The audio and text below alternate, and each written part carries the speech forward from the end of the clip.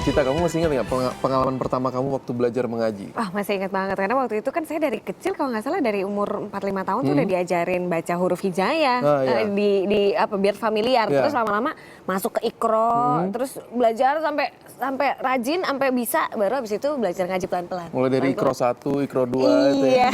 Dan memang mengaji itu seharusnya diajar dari sejak kecil. Dari kecil ya, betul sekali, dan dimulai dari belajar membaca yang tadi huruf hijaiyah, kemudian bisa lanjut ke Iqra. Syukur-syukur kalau bisa sampai tilawah. Betul. Namun kamu tahu nggak, cara mengaji itu pada anak berbeda dengan orang dewasa.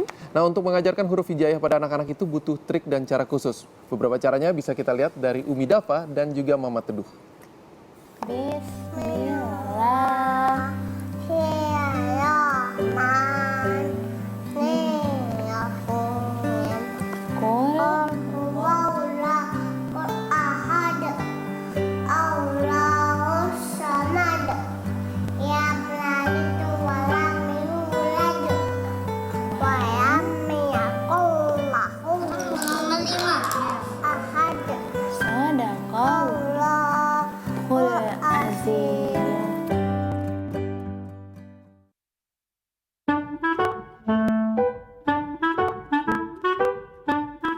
Bulan Ramadan, bulan penuh berkah. Saatnya semua pahala dilipat gandakan. Semangat inilah yang ditularkan oleh Giska Praditya pada buah hatinya, Dafa Sultan Wibawa. Selama bulan suci, Giska menyempatkan diri mengajari anaknya untuk membaca Al-Quran. Berbagai cara menarik dilakukan untuk menarik minat belajar putra kesayangannya. Mulai dari menghiasi ruang bermain dengan aneka hiasan huruf hijaiyah, hingga menggunakan berbagai aplikasi permainan yang mendidik. Giska juga punya cara jitu agar anak laki-lakinya betah berlama-lama belajar membaca huruf hijaiyah.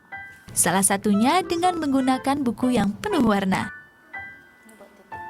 Kalau aku konsepnya sesuai dengan mood anak. Misalkan Davanya habis maghrib, kami biasa mengaji di rumah. Nah, kemudian kalau dia lagi bosan, bisa dialihkan dengan membaca ataupun menulis, atau kita bikin origami yang kita tempel-tempel di kertas, tapi itu dengan mengingatkan dia lagi bahwa ini huruf hijaiyah gitu. Nanti lama-lama, karena kan jika dia dapat hafalan dari kita, itu belum tentu nempel ke dia.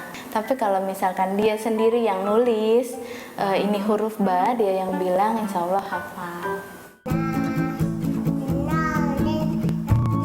Untuk menambah motivasi Dafa dalam memahami Al-Quran, Giska tidak segan memberi hadiah pada buah hatinya ini.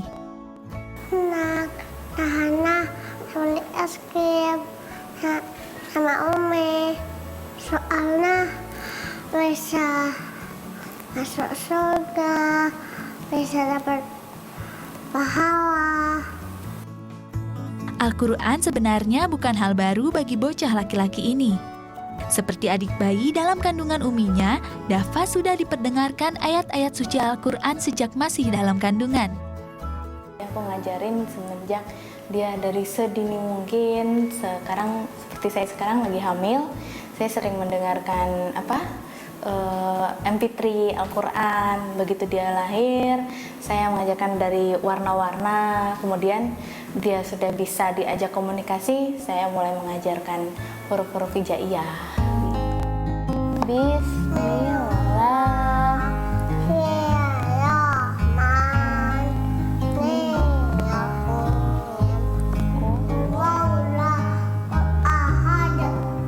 Meski usianya baru menginjak 4 tahun, kini berbagai surat-surat pendek telah dikuasai Dafa.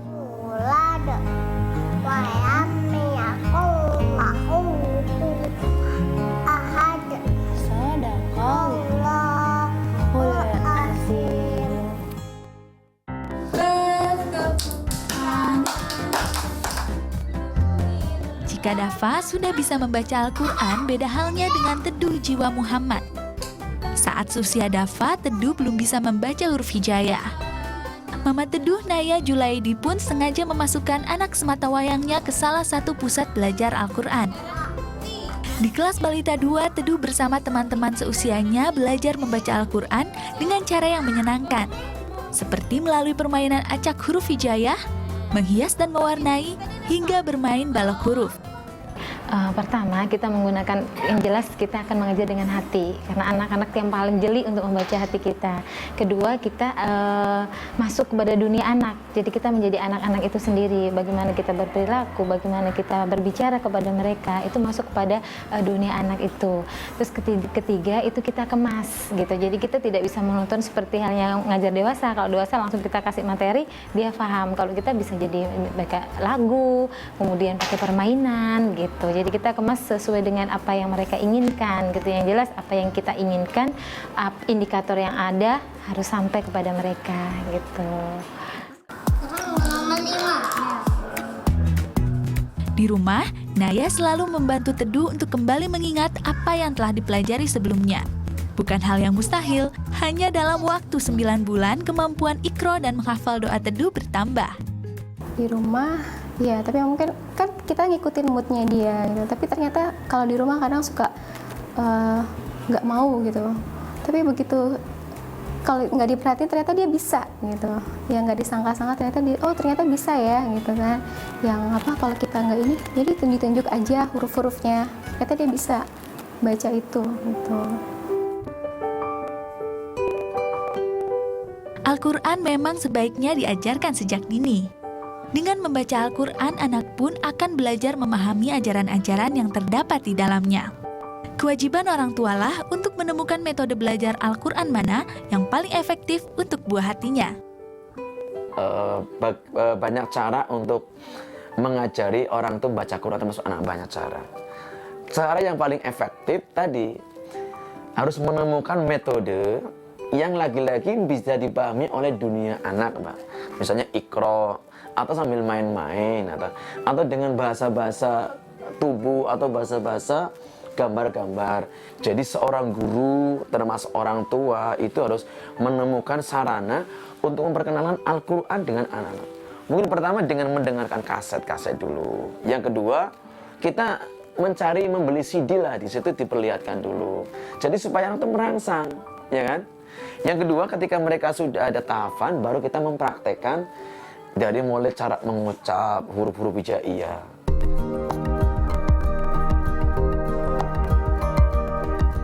Selain itu, orang tua juga wajib menciptakan lingkungan yang nyaman dan menyenangkan bagi buah hatinya untuk belajar mengenal dan memahami Al-Quran. Kemudian, biarkan anak belajar secara bertahap sesuai dengan kemampuannya. Diturunkan, tentunya bagi kita. Terakhir, tidak ada salahnya loh jika orang tua memberi hadiah pada anaknya sebagai bentuk apresiasi atas prestasi atas usaha yang telah dilakukan oleh putra dan putri kesayangan. Yang kedua, sudah tahu? Ya, coba. Leni Astuti, Fitriadi Angga melaporkan untuk NET. Baik, bagus. Satu lagi. Baik.